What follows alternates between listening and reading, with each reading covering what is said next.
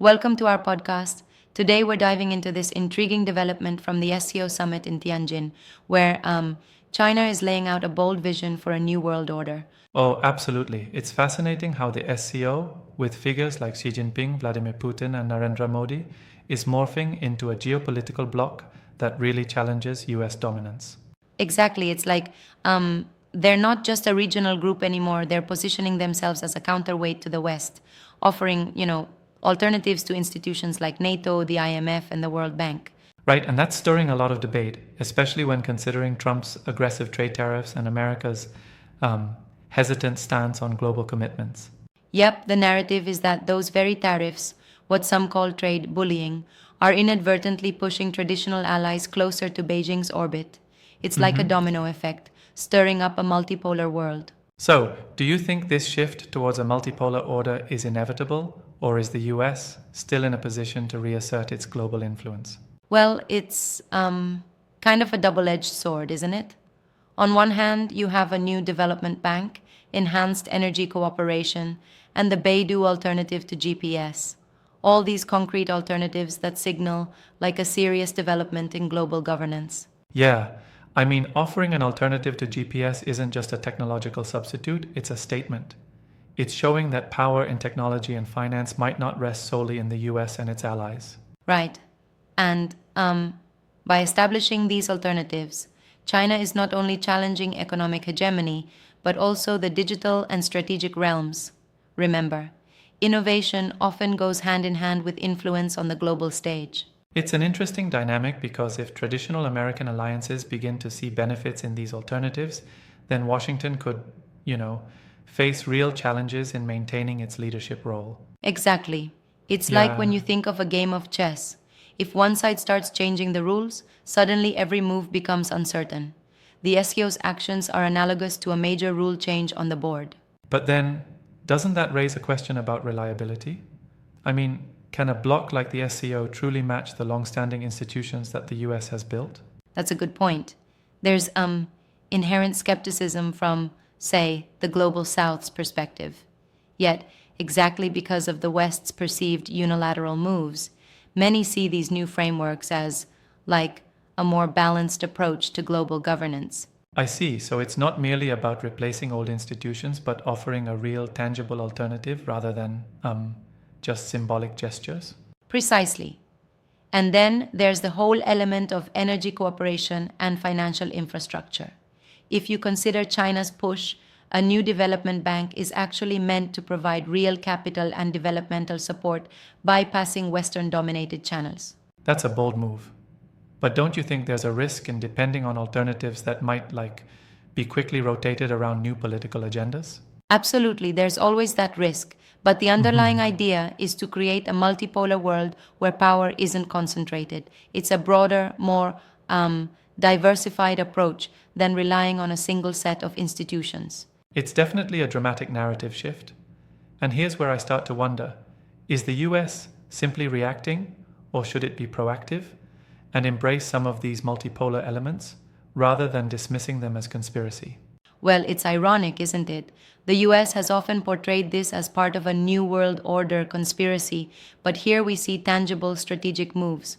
I think a proactive, engaged approach might be necessary if Washington wants to remain influential. Interesting you mentioned that.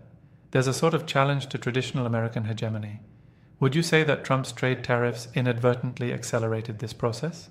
Yeah, definitely. Trump's aggressive tariffs and the overall withdrawal from multilateral commitments have, in a way, isolated the US from its own allies. Think of it like a chef who suddenly stops sharing his secret recipes. The others start cooking their own. That analogy really hits home. But here's a counterpoint. Some might argue that the US still has the military and economic clout to, reassert itself quickly if needed. That's true. But clout isn't just about military might. It's also about winning hearts and minds through, say, economic partnerships. And right now, the SCO's approach, with robust energy and financial cooperation strategies, is tapping into that global sentiment. So you're saying that the US might be sidelined if it continues on its current course of isolation? Exactly. Well, maybe not sidelined immediately, but over time you can see a trend.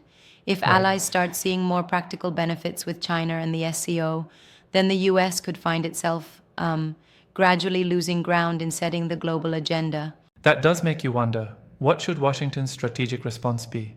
More engagement in multilateralism, perhaps? Absolutely. It might mean rethinking its approach by bridging gaps rather than bulldozing them with tariffs and unilateral actions. It's kind of like if you're playing a team sport, you need to pass the ball rather than hog it. Yeah, exactly. Cooperation rather than confrontation. But isn't there a risk that compromise might be seen as a weakness? There's that risk, sure, but I think it's more about strategic flexibility. It's like Hmm. adapting to a changing battlefield. The old playbook might not work in a multipolar world. True. And this new landscape, with the global south seeking alternatives, really reshapes the concept of global leadership. Right, and the offering of a Beidou alternative to GPS. It's symbolic but also a practical shift. It's like saying, we have our own reliable navigation system, and you can't just steer by the stars we set up. That really underscores the technological sovereignty that these countries are aspiring to achieve. Exactly, because technology is interlinked with economic and political power. When countries develop independent alternatives to systems controlled by the US, it not only diversifies options, but diminishes reliance on a single power. And isn't that in itself a profound geopolitical consequence? The more distributed the power, the more unpredictable international relations become. Yes, unpredictable indeed. Which raises the question, can the US recalibrate quickly enough? Or will a multipolar order just continue to gain momentum regardless? That's where I must respectfully challenge a bit. Couldn't it be argued that US adaptability and innovation and cultural influence still holds tremendous sway? After all, they've reinvented themselves multiple times over the decades. That's a fair point, and I agree Yeah. that American innovation and cultural appeal remain potent. But the current scenario is unique.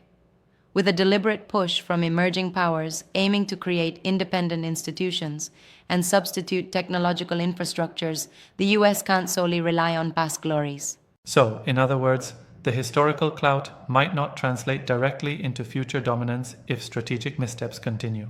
Precisely, exactly. It's a wake up call for Washington to think long term. Instead of merely reacting to trade wars and tariff spats, it might be time to invest in collaborative multilateral frameworks that reflect today's geopolitical realities. And that collaboration could potentially revitalize global institutions, making them more inclusive, right? Yes, kind of like upgrading an old system with new features and ensuring everyone gets a fair share of the benefits. If done right, it could prevent a stark shift in global power dynamics. It's a fine balancing act. On one hand, assertiveness in trade policies might secure short term gains. On the other, complacency could hasten a multipolar realignment that sidelines traditional US influence. Exactly. And that's why the developments at the SCO summit are so significant. They signal a broader rethinking in how global Yeah, power is structured. It's no longer just about economic might or military strength. It's about creating a truly multipolar landscape. and the ripple effect of that could be enormous. The traditional alliances and security pacts might need to be reevaluated completely. Absolutely. It's like turning on a light in a dark room and suddenly realizing there are more players there than you thought. The US may need to form new alliances, nurture old ones, and take strategic risks. Right? Maybe shift towards more technology and infrastructure partnerships rather than defaulting to military alliances alone. Definitely. And there's also the soft power angle. Cultural influence, economic exchanges, and educational collaborations can, serve as bridges in this evolving order. It's like building a network of trust and cooperation that can counterbalance brute force tactics. Exactly. And while this new world order might sound like a conspiracy theory to some, the SCO summit clearly shows it's emerging from deliberate strategic moves by the global south and allied powers.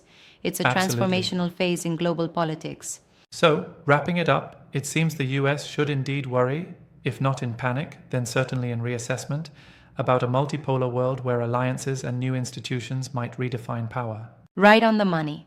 The message is adapt or risk being sidelined. It's like a call for innovation at every level: economic, technological, and diplomatic, to keep pace with the rising currents of global change. And that makes for a really compelling, if challenging, discussion for policymakers and global leaders alike. Exactly. The road ahead is complex but utterly fascinating.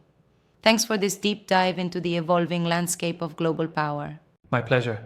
It's discussions like this that really shed light on the intricacies of our global system. And that's it for today's conversation. Until next time, keep questioning, keep analyzing.